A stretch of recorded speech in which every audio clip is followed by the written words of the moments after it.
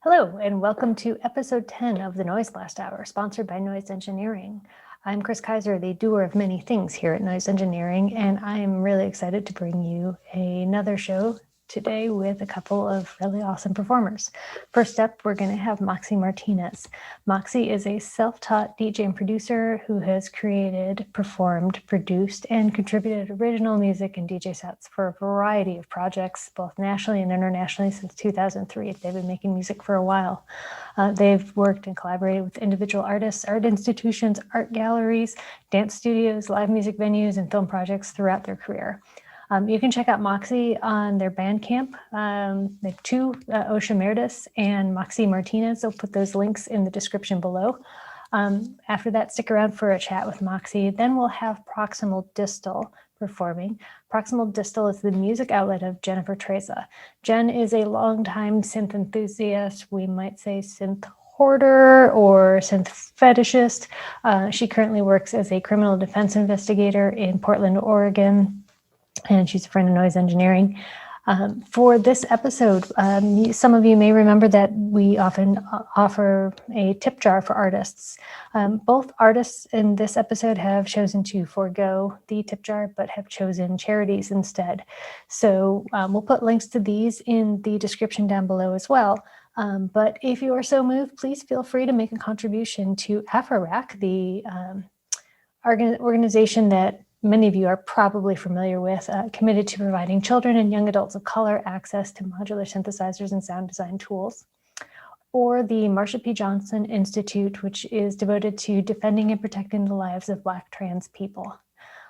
So with that, without any further ado, let's hear Moxie's wonderful set.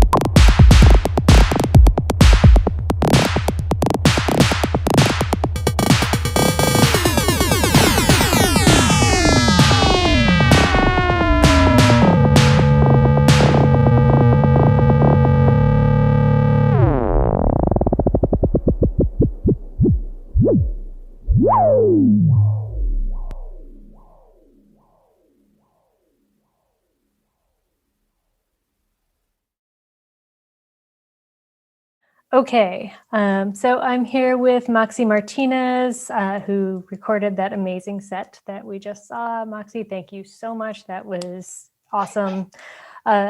So first thing I ask everybody, not a surprise, is tell us about the set. I had a super exciting time putting this together, and I was kind of riffing off of one of the last virtual sets I did for, I think it was back in October, where I really wanted to bring elements of my organic world into the world of my machines. So I integrated some field recordings, as I'm sure you could hear in there. There's a barred owl that lives like across the street from me in the fall. I recorded that and used it in there. There's the sound of the ocean. The ocean's really important to me. There's also like some walking sounds. I just wanted to create a sense of the, I don't know, two worlds meshing and how they can allow each other to motivate a forward motion, but also give an element of my machines can create like a natural world. So the integration of field recordings and electronic music, which is a really important pairing for me a lot of the times. And what was your go-to? So you have your DFAM and DFAM, two Mother 32s. I have a Digitact. I also used the Moog Mini D iOS app, which I'm really, really obsessed with right now. The combination of my Mother 32 system ecosystem and the Moog Mini D app just have this super amazing, just quad relationship. Probably obviously because they're all Moog, but I really, really love that combination. And I used a Korg KP2 for effects, and then the opening sound, which you heard, which was kind of this ambient singing bowl sound, and some of the field recordings I plugged into Ableton and I struck those using an Akai APC-20. So I typically would go DAW-less, but sometimes I like the element of pushing clock from Ableton to everything else, so I don't have to think about it. So thankfully I used Link to master clock the iOS app just using my Wi-Fi, and just having everything synced like on one thing. I like sometimes Ableton being the brain because it's a little more stable. I can just crank the BPM in real time, and like literally everything I have going follows with it, and I don't have to worry about tapping manually to, I hope this is the right BPM, and having everything all discombobulated, Nice. So I know you're wearing your DJ Moxy sweater there. I know you started off as a DJ. What was your journey into making more electronic music? Not that DJing isn't, you know what I'm asking. How did you find yourself using this stuff? And I should say that I met Moxy when they put together this amazing synth slam a few years ago, and it was so much fun. And they were generous enough to let me come and play there, and we had an absolute blast. So how did you end up being this big synth nerd as a DJ? I think my journey started a long time ago, and I didn't actually really realize it. I came across this movie called Hey DJ, and it's kind of a mockumentary kind of thing. This guy wants to be a DJ real bad, and he goes to Ibiza and he talks to all these famous DJs. And of course the actor is someone you don't really know, but he talks to like Pete Tong, Judge Jules, Carl Craig, all of these people who are huge in the early and mid 2000s. And one of the things that really stuck out to me was Judge Jules telling this wannabe like up and coming DJ guy, well, if you want to be a DJ, you got to make and play your own stuff. And that kind of made sense to me. Excuse me. But not really understanding how to even do it. I'm listening to Daft Punk for the first time. Like, how are these sounds coming into my ears? So fast forward to 2015, and I had just come off playing, oh gosh, 2 years solid of like live shows. The first time I ever played live out. I didn't really have a synthesizer. I was doing everything with a MIDI controller and Ableton and a little chord K oscillator for my beats. And I told myself I was going to take a break. I said, okay, I'll take a break for a couple weeks, kind of reconfigure, check in with myself, see if I can reinvent my sound. 2 weeks turned into 2 months. 2 months turned into almost a year. I didn't make anything. I was so freaked out that no juices were flowing, that nothing was happening. That had never happened to me before, this massive writer's block. So December 2015, I'm just hanging around the internet and I come across the Moog Mother 32. And I'm like, what is this? This sounds kind of cool and it makes sense to me. And I'd already kind of intuitively realized that I needed to start creating the music that I DJ'd in order to sort of advance where I was at. So I applied for a supply grant from the Greater Columbus Arts Council to purchase this new synth that Moog put out. And I was awarded the grant. I got a Moog Mother 32, and like that is literally all she wrote. Like, that's it. Before the Moog hit my porch, I was watching all of the videos. I read the manual. I was like all over this shit. I couldn't wait. I was freaking out because I knew inside of me that this was it. This was my in for pretty much the rest of my life.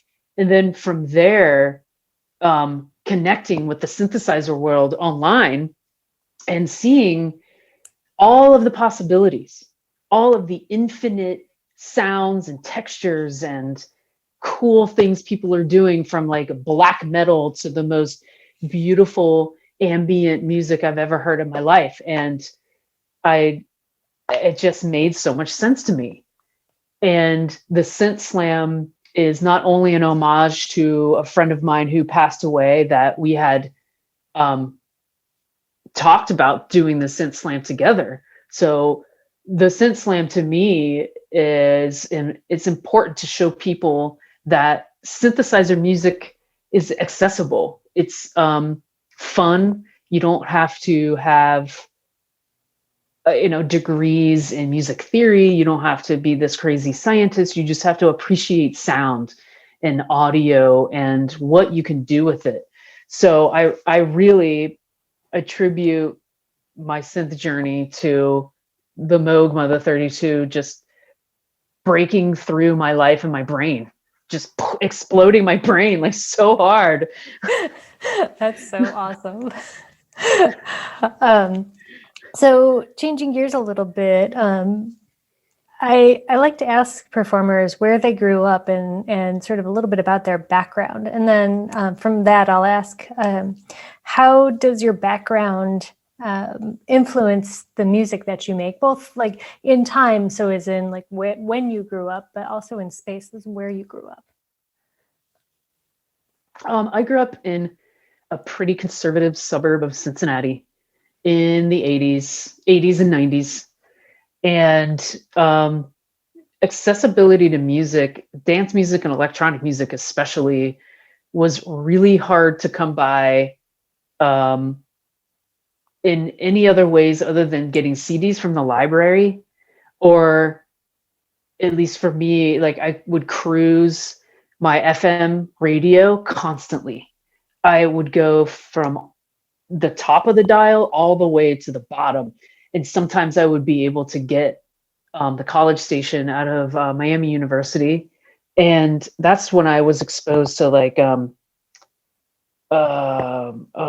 Bauhaus and kind of the krautrock, like Kraftwerk and OMD and stuff like that. I didn't know that was them. I'm 12 and 13, like losing it. I'm up late. Like, man, my ass should be in bed. Like, I have school in the morning. I don't care. I'm like hearing all this cool stuff I've never heard before. And my first kind of electronic instrument ever was this like shitty little Casio that my mom got me. And this is the theme. I'm just going to say this is the theme because we all had the shitty Casio, and the other performer today, Jen, also started with the shitty Everybody starts with the shitty Casio in our era. But go on. I'm so sorry. No, that feels so good. That makes me feel like I wasn't the only little kid out there sitting in my bedroom floor plunking out pop melodies that I heard on my shitty little Casio. And my like bossa nova, you know, and like the waltz, you know, like whatever. But I would listen to all this pop music. Like my favorite thing to plunk out was George Michael's Faith. And then I would go up the dial and listen to classical music, and I would just be immersed. So I don't think that my location necessarily prevented me from exploring as much sound as I could. Like I'm finding a lot of my own little mixtapes that I'm digitizing because they're audio collages of all of this thing, anything from Rick Astley to Nina Cherry to classical music to Sade to whatever I found on the college station. Bjork was very and still is very influencing for me. I'm just so in it. And the first Bjork song I ever heard, I was in high school, was Human Behavior. It's like on every single mixtape. I'm like, okay, I get it. You like the song, all right, kid, past little self me, lots of Enya. I think that really informed my now love for ambient and kind of wide open, beautiful music.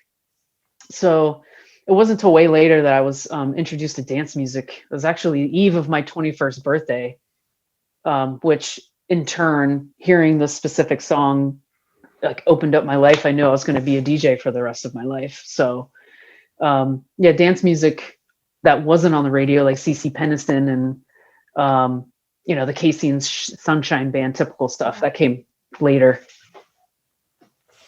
And so now I know that you have a lot of different projects that you are working on. So you have, well, of course, everything's shut down right now, but and I know that's been a challenge, but in the before times, and even now still somewhat, I know that you're still releasing music, but you've been working as a DJ, you've got your Moxie Martinez project, and you've got your Ocean Meredith project. So what are the driving forces for each of these projects? And how do you decide sort of what sound goes into each one? That's an awesome question. And I always really love answering it because each project has its own intensity and it has its own kind of audio aesthetic, like personality. Like the Moxie Martinez work it's hard, it's like driving, it's glitchy, it's dark. Thinking back to my first release, man, that release was dark as fuck. It is dark, and that's okay because the Ocean Meredith project is almost a total complete antithesis of that. And that project was born out of the need to outlet grief. I was dealing with losing a very special person and then other people after that. And I needed somewhere to put all of that because it wasn't anger, it wasn't darkness, it was just pure emotion. And from that, I realized that I could explore and outlet both sides of my work. I'm not always like slamming through the DFAM and making all these hard sounds. I needed a place to put more emotive, intentional, wide open sounds that could complement the kind of darker, harder, more intentional stuff. And sometimes I'm sitting at these machines and I sit down thinking like, I'm going to go hard. I'm going to go 130 BPM. And the next thing I know, I have this crazy, beautiful, droney ambient track and 4 more of them. I'm like, well, I guess I have an Ocean Meredith release now. That's happened twice. But on the other side of the coin, I've been very thankful recently I cleared off one of my SD cards and refound lots and lots of really great work that will be coming out soon on a Moxy Martinez release, because it is just mind-boggling, some of these sounds that are just bouncing all over the place and just way too intense and the wrong personality for Osha Meredith. Like Osha Meredith is the kind of, now don't tell anybody, like the sweet, emotive, romantic side. Or Moxie Martinez is like, well, I'm a tough guy. Like, whatever, I got this. And we'll have links to both of the band camps in the description, cool. so you can check out the music. I am completely in love with the latest Osha Meredith release, the Solamente EP. Everybody should check this out. It's gorgeous. Thank you. You have you produced a show, Say a Little Prayer, just before we shut down. And you've done a whole lot of other stuff. I'm really curious about the show.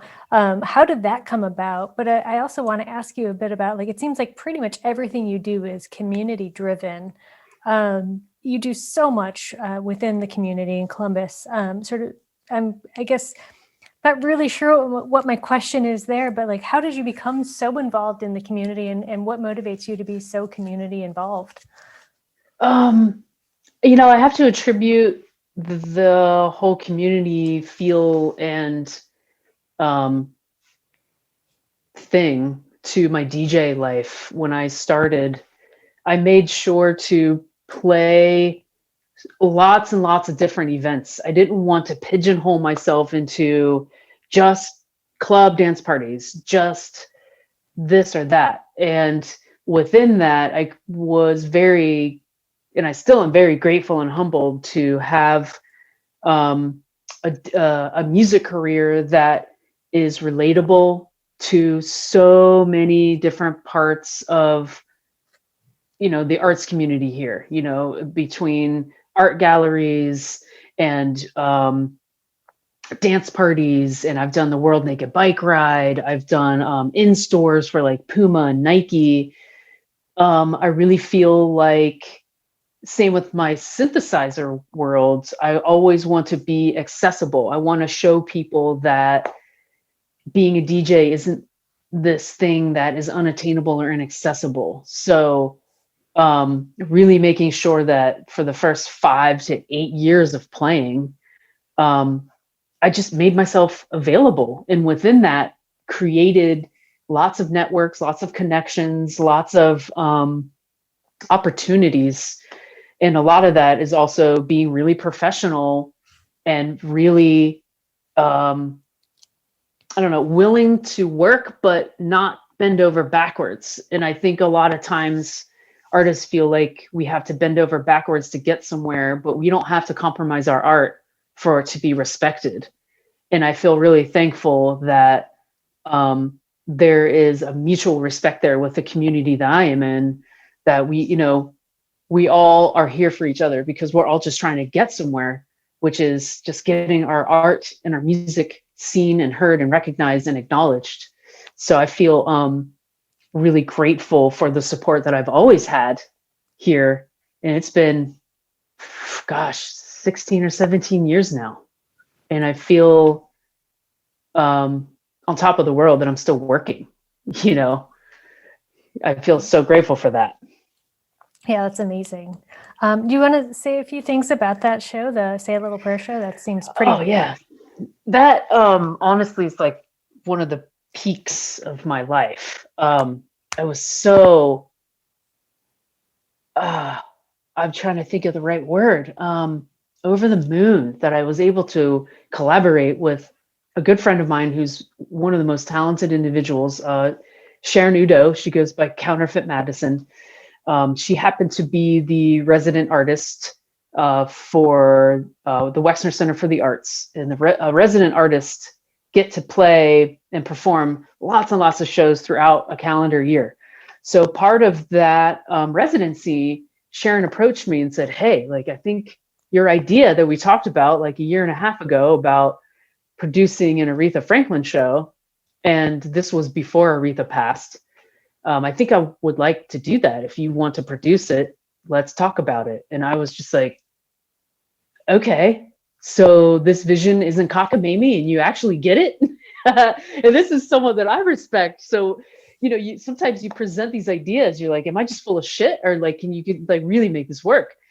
So fast forward 2 years later, my vision of having this show that essentially is honoring Aretha Franklin in so many different ways, but also honoring people that I respect as musicians, Sharon's band.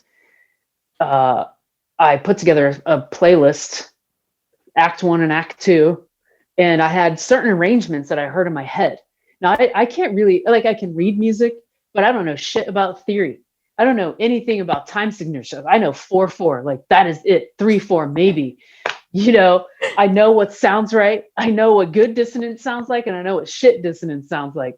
So I was able to have these audio visions in my head come to life because Sharon was so brilliant. She's an arranger. She is perfect pitch. I could sing something and she'll write it down. I'm like, oh, is that what it looks like? Holy shit. So Sharon was able to bring these special arrangements to life. And there was this huge stage show, and I'm standing in the sound engineer booth. The house is sold out. I'm seeing my baby come to life. I'm like crying because it's one of the most beautiful experiences to have this idea, and all of a sudden it's manifested in front of you with people who are so freaking talented, and you're like, how did they take that out of my head and then like do it? Okay, we can do this.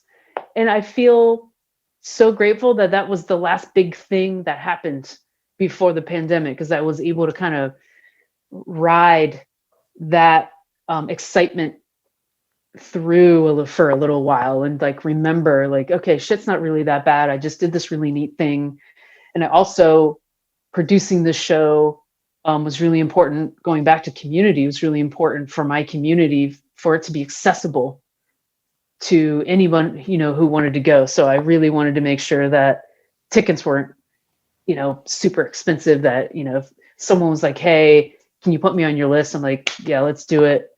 And just being able to collaborate on such a huge, huge platform was such an honor, such an honor. Yeah, that sounds so amazing. And I'm so glad that the show was in February before everything got shut down.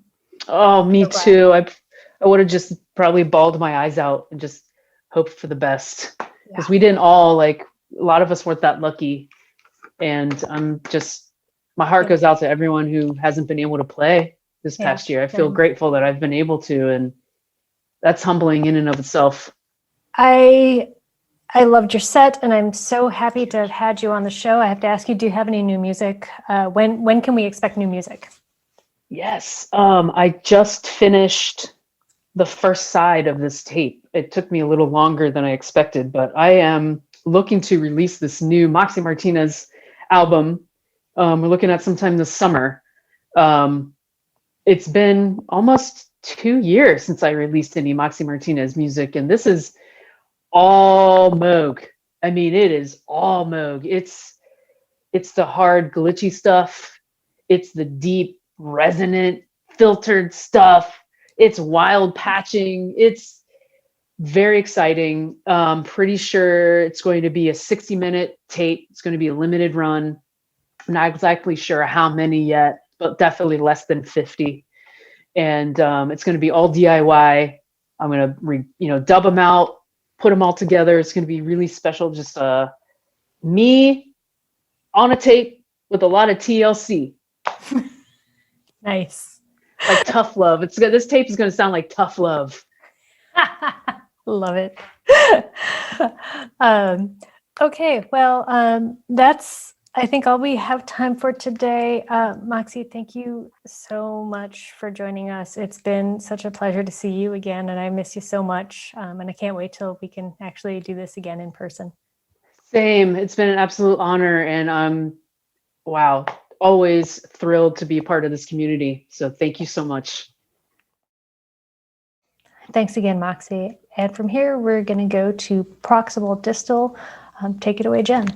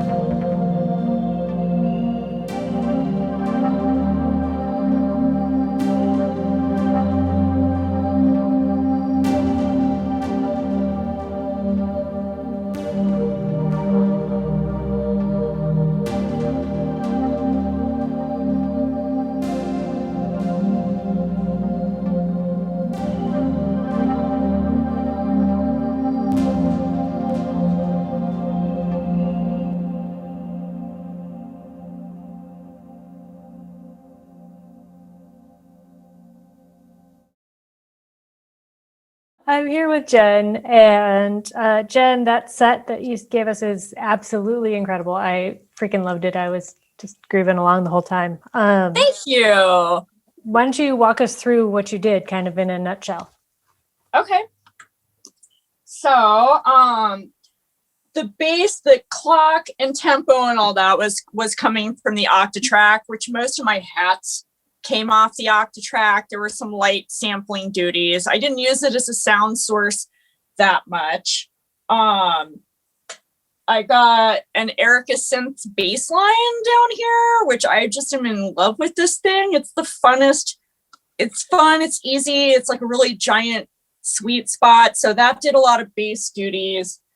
At home, as I was trying to make this kind of hybrid set and going back and forth, to and bring things, I was making weird little loops on Ableton and with some of my synths, which I then jumped into. I've got a little 1010 black box down here. And as far as modular over here, there's an eloquencer running that's hitting all the kicks are the Bisimulis, which is just, obviously this is a noise engineering thing, but like it really is like the sickest kick drum. Like there's no need for, even if you were to get into modular and just buy one freaking thing, just get a Bisimulis, because it's the sickest, heaviest kick, and it's really versatile. It makes all the kicks, any kick you can think of will come out of this thing, and they'll all just like punch you and hurt you a little bit. It's really the greatest thing. Oh, there's a plonk over here. Some percussion comes off the plonk there. Oh, I have this. I forgot about. I have a little syncussion module, but I didn't end up using it for this. Ooh. All right. Well, it's great though. That's really fun. A lot of the effects that I used, you can't see from here. There's a big mixer over here, and there's a bunch of sends, and I got the Noise Engineering, the Dismodus Versio, which is a really wonderful reverb. There's like a Strymon Magneto over here that was on delayed duties. The 100 grit, Schloppy Engineering's 100 grit was adding like a little bit of distort, like just a tiny bit of distortion to like most of the things. And then I've got a couple Maris pedals over here. Really a lot of it's just working effects, just work the sends, and so that was that was a lot of it. It was really fantastic. I really liked it. And just for the audience, we don't require performers to do a noise engineering plug. In fact, I tell people they don't have to use noise engineering at all. I know, but it felt like whereas like I've got access to it, I have some of it, why not? It's really good. I mean, a lot of this has been a learning process, and like how I want to reconfigure my own case, because I'm like, I don't use my case that much because it's so non-functional. It's so, and I've chosen very, very, very badly. And this has made me realize like how I like to work with modular, and like how I'm going to go back and reconfigure, because I think personally, I really enjoy using modular for rhythmic duties. Like, as far as I'm not that great at patching also, and some people can really do like wonderful melodic sonic stuff with the modular. I personally have yet to make a patch that sounds better than anything I've already bought. That's not true for other people, but me personally, I spend more time trying to figure out like why I haven't patched the envelope right. Why, like, what the fuck? What did I do? So I really discovered that I like percussion modules that kind of have a specific duty, at least in my mind. I'm not like that creative. I'm like, I want a sick kit, and I want a good sequencer that'll do, that'll do good. And I like sample modules. I have a sample drum that I really like a lot. It's great. And the Rossum assimilator thing, very great. So Yeah. you said So, that this was your first modular set. How did you approach it differently than you would approach a set that didn't include modular? And also amazing for your first modular set. That was fucking amazing. well, there was a lot of help with something. Like I said, I also had, I had the Octatrack. I had the bass, like the bass line going. So I had some stuff that was not modular.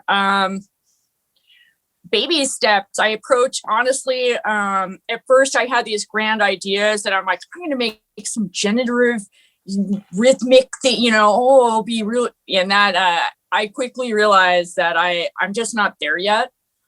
That some people can do that, but I'm just like not. That's a little advanced for me, and I will get there. But right now, I was like, okay, so I need to be a lot simpler with this. So that's how I kind of eventually approached it. That I was like, okay, like bite-sized, like this is going to be make a real good kick, and then I don't know, like effects and like route the effects differently. So I did it very baby steps, very basic. Because it's important not to overcomplicate things live. There's a really great Surgeon quote where I think that he says, live me is only half as smart as studio me, which is fine. People fuck up and make mistakes. Like we did all that. That was the video. It was the first take. It was first take. Oh, there was lots of mistakes. You can see me being like, and laughing at Brandon, being like, I don't know what the fuck happened and where my pads just went, but it's fine. That's what happens in a live scenario. People make mistakes. It's more about how you recover from them, like making mistakes is fine. How do you recover? Now I know you laugh about it. You laugh about it and then just try to figure out what the problem is. Don't stop the music. Just keep going until you figure it out. Most people won't notice unless you're like, and you're freaking out, which I have done. I have played a couple of disastrous shows where I had to abandon ship, but don't do that. Just keep going. Just figure it out and keep going and laugh about it. Because also anyone that also makes music has had that happen and just like, yeah, it's music. It fucks up. Your sync stops working or you elbowed something and turned it off, and it's okay. It doesn't have to be perfect. You're not Tina Turner playing a perfect, So I did a modular on the spot performance where my compressor setting got bumped. It was modular on the spot, so I went on after dark. And the moment, and it was a setting like the tiniest little switch, and it was all obscured by cables, so I couldn't see it. But from the moment the sound went on, I was like, that is not right. And I don't know why. And it was like 2 minutes in, I'm like, do I just abandon ship and say ship? But I just went with it, and it was not the set that I wrote. It was definitely not the set that I wrote. But, with modular people, people are really forgiving and really excited about new sounds and just new stuff. And people were really excited about the set. And I was like, people also don't know what it's supposed to sound like. Exactly. People don't know what it was supposed to sound like. That was another lesson that I learned because my last big fuck up show, it was very bad. Like I said, I had to just be, there was a point where I was just like, I'm done. I can't. But there was the big thing, and I told you a good piece of advice to anybody that's maybe starting out doing this, and something I neglected to do that day, very fatal mistake, was we did a sound check and everything was okay during the sound check, but I didn't go out on the floor and listen to it from the floor. It was like real quick. I was late, I was rushed, and I didn't always go out and listen to how it sounds on the floor. I mean, that's just basic. Got to do that. So you've called yourself a synth fetishist. What does that mean? Talk about that. I just love hardware. I just love synthesizers. They just, when I was a kid, I was like really into like, I don't know, all like, I'm 43 years old, grew up in the 80s. Just really loved Stacy Q and Bananarama and the Thompson twins, and just really loved synths. And my dad got me that weird little crappy Casio, like a little white one with a little speaker that Trio uses the rhythm in that Da Da Da song. And I just fell in love with them. And it was just the only thing I just throughout the years, I've just only wanted synths. They all have their own little character. They all do their own little thing. User interface is really important. And I think the way you program a sound usually dictates the kinds of sounds that you're going to make out of something, even if you can technically make different kinds of sounds with it. I don't know. I just love them. I just love them, and I want to have all of them. That's my dream. It's just to have a room just filled with every synthesizer known to man, and I roll around and just touch them all. I think that there are a lot of people that will be watching this who share that dream. Yeah. Pet the synth.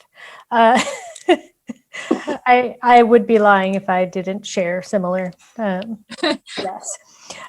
So we've talked a bit about this, but so despite your synth fetishism, you also tend to prefer, I mean, not so much in this set, but you tend to prefer more of a minimalism approach when performing out. Why is that? I love gear and have, I prioritize buying lots of gear over other things like paying down my student loans or health insurance. but you don't need all that shit. You really actually don't need, it's not a requirement to make good techno or good electronic music to have, everything known to man. It can honestly be a hindrance. I mean, the best sets, all you need like a sampler. I mean, one way to do it, you could get an Octatrack. Honestly, you could do it on a black box or whatever. I really like the ESX1. Those things are cool, old pieces of gear, but really you can get it soon. You can make, if you have Ableton, you can make a bunch of weird ass little loops in Ableton out of like whatever and dump them in your sampler and just have your sampler and just do that live. Like you don't need a lot of shit. You don't need to be, at least not now. When I was starting out, you needed to be a rich person to be able to afford to get in at the ground floor. But like now, you don't need to do that. You don't need to have that much money. You just need to be very creative with the one piece of gear you have, which I suggest be a sampler or group box. Yeah, that's it. Just know your gear. You don't need much. I would say there's also a lot, like people have been doing a lot of really cool shit with just like a palette, the 62 HP palette cases. And, it's not a sampler, but, lots of other options too. So I think, you're right about knowing your gear and choosing carefully. Yeah. I mean, we've all walked into the store and been like, that looks cool. I'm going to buy it. I don't know what it does, but I'm going to buy it. God. Yeah, no, I'm so guilty of that. So many things collecting dust because of that one reason. But yeah, I mean, no, that's definitely true with Ricky. Do you know Ricky Martinez? Yeah. Yeah, he does that little he does a really awesome little series about like where he has like the minimal, he does like the DAW-less setup, but then he has one where he like makes tracks over like a tiny little curated little lunchbox case. And like he can probably do more with that little case than I've seen some people do with like, entire, $5,000 systems. Totally. Yeah. So it's about choosing things that work well together and working carefully with what you've got. And practicing. I also think it's important to like practice, like to play as much, even if you have no show coming up or have like no intention, just to keep current with your gear. Because also if you walk away from it, not only will you just get to know all sorts of weird stuff that it does, and you'll know it thoroughly, but like you forget.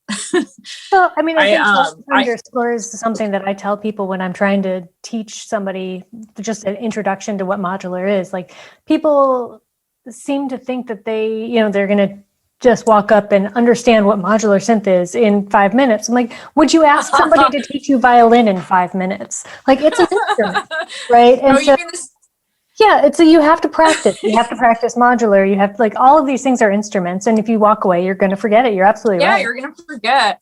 So I wanted to ask how you feel. Obviously, you are a woman.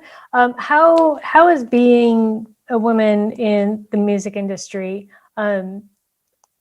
affected your experiences as a musician or making music? How do you think that has affected your day-to-day in the music industry?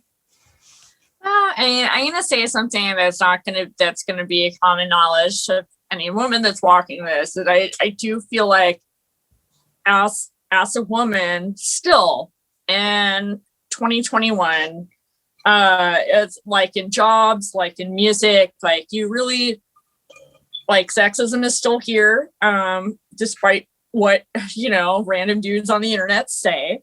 It still exists. And as a woman, you really, I do feel like I've had to sometimes just work twice as hard to be taken half as seriously. Like, it's a struggle. However, it's getting better, and people are more aware.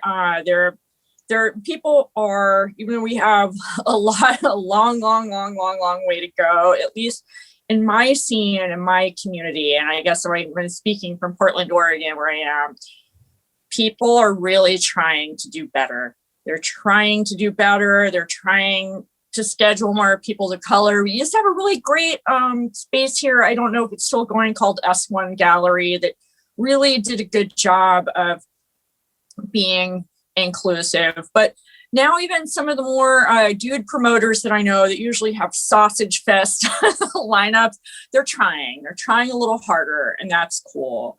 But there's also a lot of supportive women too. And I guess I would just say that if you're a woman and you're trying to make music and you just feel like you're running into a brick wall and no one's going to take you seriously, like, look to other women, because other women will look out for you. Like, other women, people of color, like trans people, like, they get it. We all get it. And I haven't encountered any bitchiness or like rivalry or anything. There's a big community of people that are like willing to listen to you.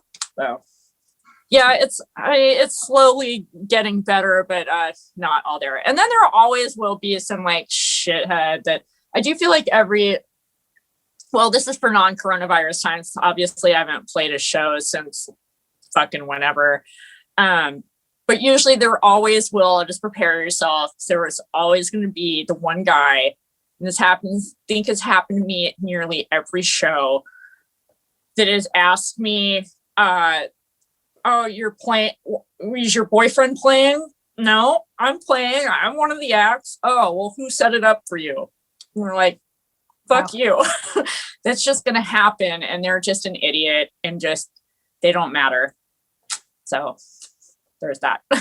I can't believe you still get that. That's every single just about every single show. And like Portland's really, we're pretty woke. We're pretty inclusive. I would say that especially like modular events, because they're not held at like nightclubs. It's not like DJs coming in. Like, these are like synth community events, like very inclusive, but there will be some rando that walks in off the street every fucking time, every single time, that'll just say some ignorant shit. And I try to deal with it like you deal with a toddler. But yeah, that's how you deal with those people. They're babies. They have unformed, unevolved ideas, and they should just be treated like they just don't know. They haven't grown up enough yet. So yeah, that's what happens to them. So, Jen, I want to thank you so much for performing and for sitting down with me to answer some questions. And your set was absolutely amazing. And Thank it's you. been really, really nice to finally get to talk to you face to face. So with that, we will bid you goodbye and thank you so much. Well, that does it for episode 10 of the Noiseblast Hour, sponsored by Noise Engineering. Thanks so much for joining us. If you liked the show, please feel free to like and subscribe down below so you never miss another episode. And if you enjoyed it, please feel free to contribute to the charities chosen by this month's performers. Thanks, everybody, and we'll see you next time.